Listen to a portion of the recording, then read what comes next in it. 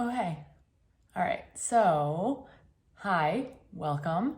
My name is Risa, and today we are going to be doing some propagating. This is my very beautiful Marble Queen pothos. I will say she's not the most variegated one that I've ever seen in my life. I got her, I don't know, maybe like 6 months ago at a big box store. And she's been in my bedroom, which does have one south-facing window, but it's not a super big window. And we're also just coming off of the winter. So I don't know if she's reverted necessarily, but she's just maybe not the most white of the Marble Queens ever. And it may even look like in this lighting that it's more green, but it's not. She's white. So basically what we're gonna do is make another plant, and I'm not gonna take all of her white leaves, but I do wanna take some of them to see if I can make like a more white pot of Marble Queen pothos.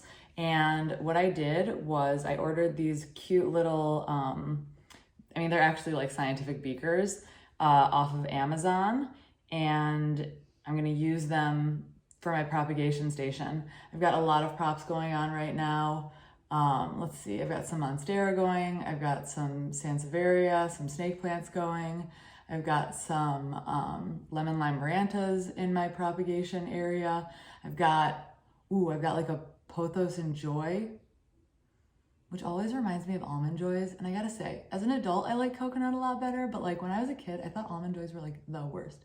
If I ever went trick-or-treating and I got almond joys, I was always so bummed out. That's a digression, but you guys get the point. So, here are my beakers. I'm like, I guess I'll put them over here and hope that I don't knock them over. Is this a good angle? Should I turn it down a little bit so you guys can see the table some more? Oh yeah, oh, that's the stuff. There we go. Okay, so what I have here on the table is these beakers that I have from Amazon, some isopropyl alcohol, my little bonsai shears. Obviously I have them because they were black. I got them a really long time ago as a gardening tool. And a piece of tissue paper, because you have to clean your utensils that you are using to cut your plants with all the time. You wouldn't think that plants and like working with plants is the same as like doing surgery on a human being, but it is. It's the same. You got to clean your instruments. You're a doctor now. If you're doing surgery on your plant, you got to keep the patient healthy so that you're not bringing bacteria to this plant when I cut it. And then also, I always just clean it before and after because I'm kind of forgetful and I don't always like necessarily remember if I cleaned before or after. But I think some people like only clean after, or they only clean before, so that like when you put your tools away, they're clean, or that you like know that you're always gonna clean them ahead of time. So I don't know, I'm gonna clean before and I'm gonna clean after. So I will use this piece of tissue paper, or this piece of paper towel rather, to clean my scissors, my very sharp and clean utensil, before we get into this. So she is looking pretty perky right now. I did give her like a nice strong drink of water. Strong drink of water. That seems sort of like an oxymoron. I'm gonna have a strong drink of coffee right now. Okay. So when you do propagation, there's a couple of like, it's basically like pruning it to make it look the way that you want it to. And she's definitely trailing, but what I want to do is keep her looking like big and bushy like this. So I might just take, excuse me, one vine, untangle her a little bit. That's Max. You guys will meet him at some point when I make a doggy-centered video. So yeah, here we go. There's a vine with some nodes on it. She's growing more like, I would say, up than out. And I think a lot of my trailing plants are like that because my house has a lot of light. It's actually the reason that I chose this house when I was house shopping, because the windows are really important to me. Okay, I think, decisions, you guys. Oh my God, what am I gonna do? These are big fatty leaves, but a lot of them are so green. And I want some more of the white ones. So, oh man, what should I do? Also think about when you're propagating, you wanna like take, you do wanna take, you can like prune your plant down pretty far, but do remember that like the actual leaves are what create photosynthesis, or not create photosynthesis, what do the process of photosynthesis. So you need to have leaves in order for your plant to be able to like live and be happy and be able to turn sunlight into food.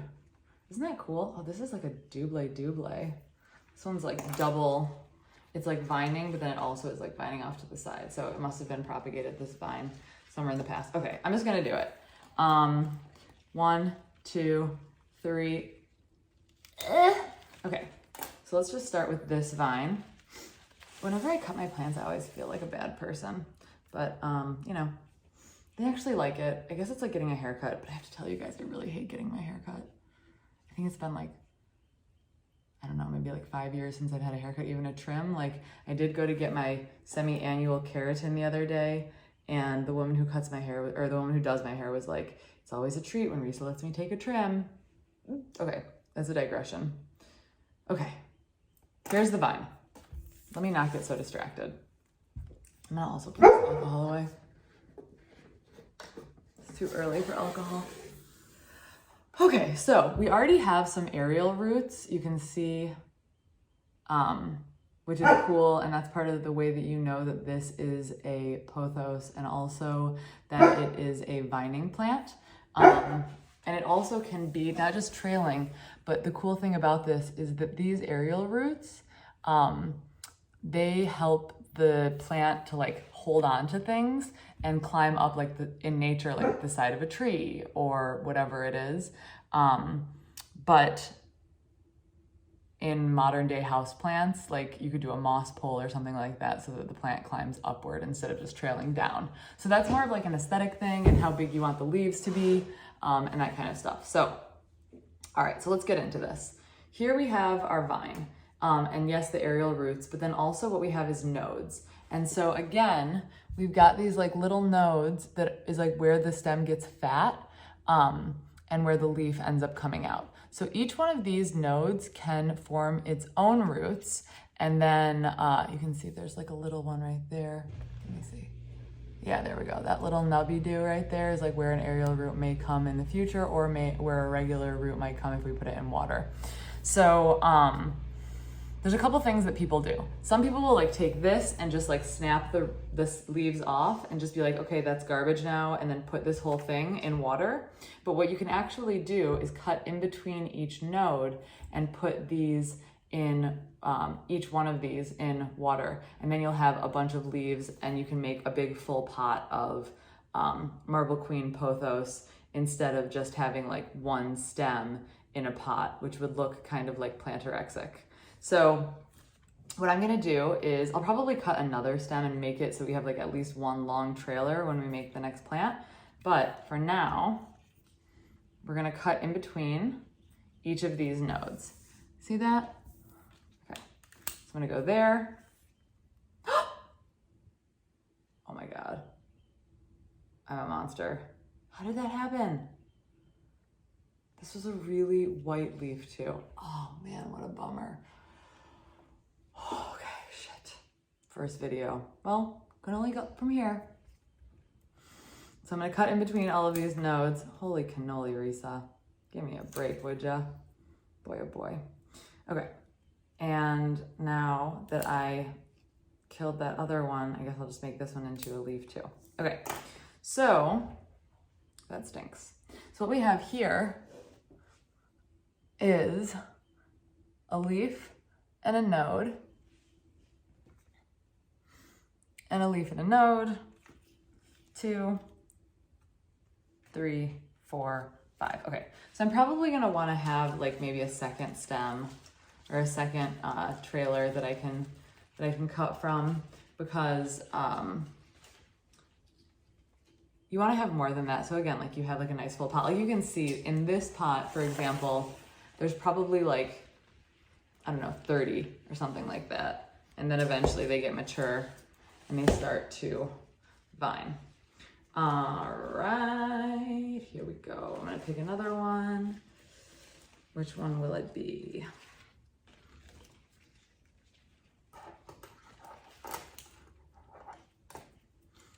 Let's go here. So we've got this guy. So this one will be another leaf. That's cute. Maybe I'll put this little double in together. So are you guys into propagation? I have to say, like, I started collecting plants and having house plants definitely like pre-corona. I probably got really into house plants about 3 or 4 years ago. I definitely killed an enormous amount of plants before that. But I'm so like weird about cutting my plants. You guys can see I'm like, oh, should I do this one? Should I do this one? Should I do this one? Just gonna go for it. Ugh. Okay, there we go. Okay, this is a fat one, so we'll get a bunch of ones off of this, a bunch of leaves. Okay, now I'm gonna leave you alone, honey. You just go over there and you live your best life, okay? So yeah, I think I started getting plants and being like a plant mother, crazy plant lady, whatever. I mean, I guess it was like just a plant mother for a while, and then I became a crazy plant lady because shit is out of control now. But yeah, I would say probably like 3 or 4 years ago, maybe. And I definitely killed a bunch of stuff, and I don't have enough photos of things that I can even say, oh, I didn't do this. You guys were witness to that. I did not do this, but this leaf definitely was like holding on by a thread. So I'll just get rid of that.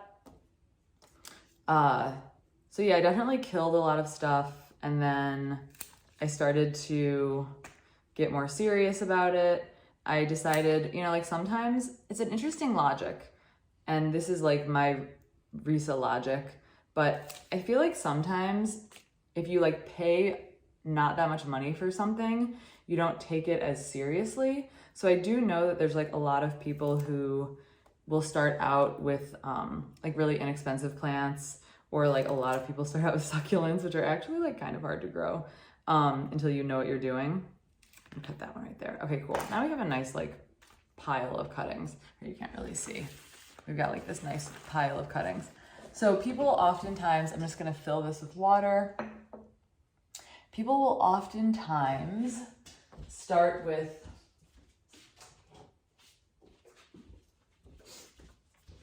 small plants or inexpensive plants. But I think that oftentimes if we value things at not a very high, you know, amount of money or whatever, if money is the thing that is like a big value system to you, then we like don't treat it as nice. And so that's what I was sort of doing at the beginning, is I was buying all of these. I was just kind of like see something that I thought was cool without knowing anything about it, and buy it and bring it into my home. And then obviously like I didn't know what I was doing. I'd be like, oh, cacti, never water it. And then I would just like never water it at all. Or I would overwater them, who knows. But the point of this story, if I ever get to it, is that at some point I started buying like really big plants, like really mature plants, because it made me feel like I really had to. Like I had spent a significant amount of money on something and I like needed to take care of it. And it was like it was like flushing money down the toilet, or like burning money if I like didn't take care of it properly. So, gosh, I guess like about 3 years ago, I bought a really big fig, which I will put in a video at some point. When there's a book going by, Max will bark. You should just get used to it if you're gonna watch any of these videos. But I bought this fiddle leaf fig, and I had it in my biggest window. I had this huge picture window that had lots and lots of light. I don't think that it was actually like the right direction light. I think it may have been like north facing, so it's not bright enough light anyway. And I don't know if I like knew that fiddle leaf figs were so finicky at the time, but anyway, I got it home, and you can imagine that like if a plant's been growing in a greenhouse, or growing in a nursery and it's been getting like an enormous amount of humidity and it's been getting an enormous amount of light and fertilizer and like whatever it is, when it does come to your house, it's not gonna be the same, right? And ficus, especially the fiddle leaf ones, which I can't remember the actual name for them right now. You guys will have to forgive me. I oftentimes forget the names of stuff. But, gosh, is this dangerous? Shit, I just thought after I put this in here that it's gonna be really hard to get out later after it grows roots. Oh man, hold on. Oh my God, I wish I had longer fingers. Come here, little one. Hang on. I have to think hard for a second. Of course, when I have to think hard is like when Max starts barking too. Okay, so it started dropping leaves. Bro, hey, bro. Chill. Max. Have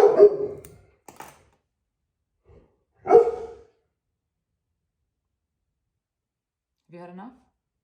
One more. Okay, so I brought it home and it started dropping leaves. And then I was like, okay, I should move it, which is basically the last thing you want to do with a fiddle leaf fig. Of course, I'm like making a video about pothos and I'm like, talking about fiddle leaf figs the whole time. I kept moving it and overwatering it or underwatering it or doing whatever, and it like basically almost died. And then I put it in like one of these huge fancy lechuza pots, and I think I put it in a pot that was like too big for it. So then all of its energy started going into the roots instead of into the leaves. I don't know. I made like basically every mistake that you can make with a fiddle leaf fig.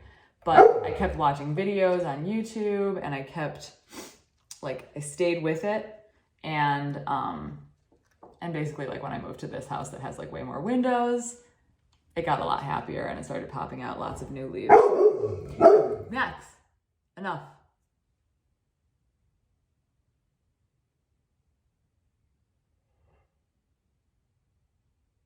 I don't know if you guys know this or not, but when dogs bark, it actually releases serotonin in their brain. So they like it and it like feels good, which is part of the reason that it's hard to get dogs who are like used to barking a lot to stop barking. And or maybe it's not serotonin, but it's like one of those feel good pathways in the brain that gets triggered. So anyway, there's just a random piece of doggy knowledge for you. Anyway, so blah, blah, blah.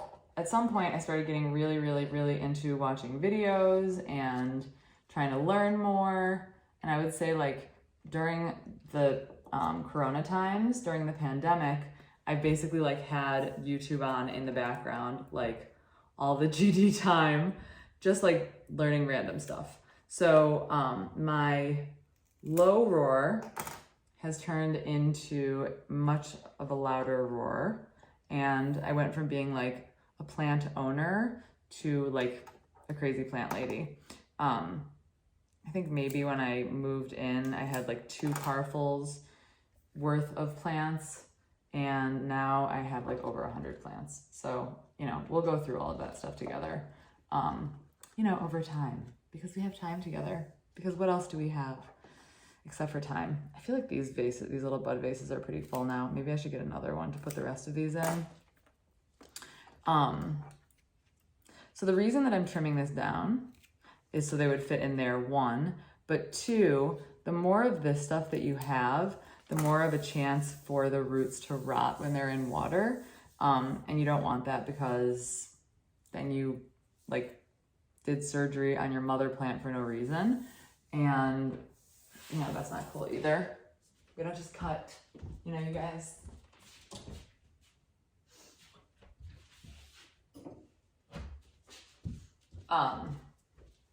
These are some like little, what is it? Stemless champagne flutes that I got from like Salvation Army that I use for propagating also. So like, you don't always have to like get something off of Amazon and support, you know, Amazon. Obviously reusing stuff is good for the world. Oh, that's cute. Isn't that a cute little vase full of stuff? Anyway, So the point is you want these to stay relatively warm. And since it's the spring, that should not be a problem. Look how like empty this one is, by the way, right now. And then these are like jammed. This is gonna be like actually kind of drama by the time that I need to take them all out. But I'll keep an eye on them because again, I'm a helicopter parent. Maybe